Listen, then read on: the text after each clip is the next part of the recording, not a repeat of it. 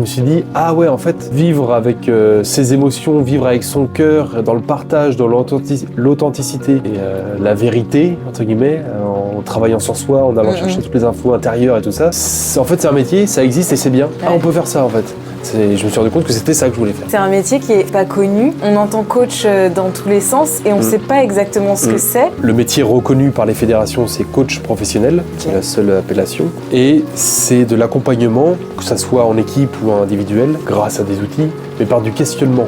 On apporte un peu de conseils, mais très peu au final, parce que le but, c'est que c'est la personne ou l'équipe qui crée ses propres axes d'amélioration, ses propres objectifs et ses propres conseils. Parce que si on arrive et qu'on dit « si c'est ça qu'il faudrait faire, ça va marcher 2 mois », et puis en fait, ça ne tient pas. Alors que de construire de l'intérieur les conseils et les axes d'amélioration, c'est ça le but. Oui, donc, ça vient de la personne, en fait. Bah oui. Donc en fait, le coaching, c'est juste un moment, c'est une personne qui permet cette réflexion-là à haute voix, on le marque, on prend acte et on avance avec ça.